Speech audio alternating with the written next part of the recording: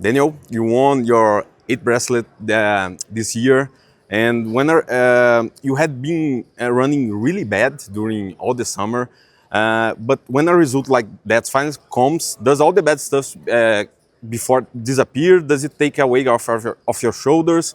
And what you do to keep your mind in the right place when the deck not only refuses to help you, but seems to hurt you in the most important moments? Yeah, I would push back and say I didn't feel like I was running all that bad. I mean, I had some ugly beats, here and there, but everyone does. I had some good luck and some bad luck. It didn't feel desperate. Like I was down about 600,000-700,000, but everyone's like, "Oh, what a horrible!" It didn't feel fun. I mean, I didn't cash a 250K, didn't cash 100K, so my head was very good. I felt good about what I was doing, and when you feel like you're doing the right things and you have faith in what you do, it is nice to have the results affirm it. Because you can be cuckoo. You be like, "I'm playing great." Oh, yeah, then why you never win?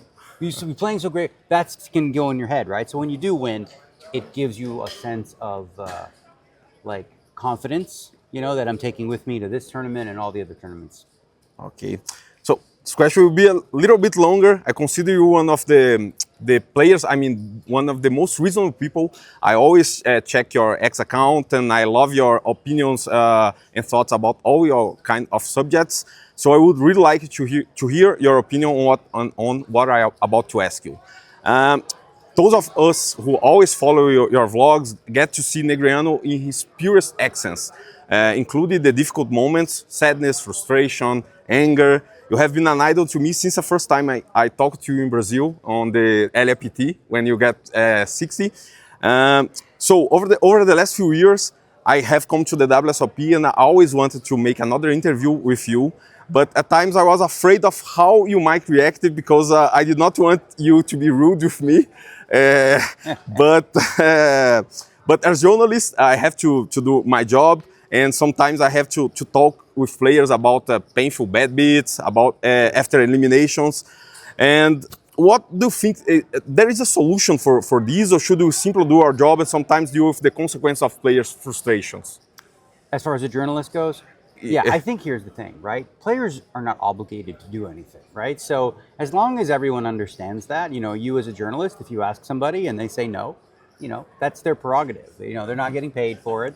It's not like, a regular sports league where, people sort of have obligations like that. But I think most players, if you approach them, in a respectful manner and, don't bother them when they're clearly bothered. And I think mainly for a lot of players, like they just bust out of a tournament, probably not the best time to say, let's do an hour interview. They'll be like, screw you, you know what I mean?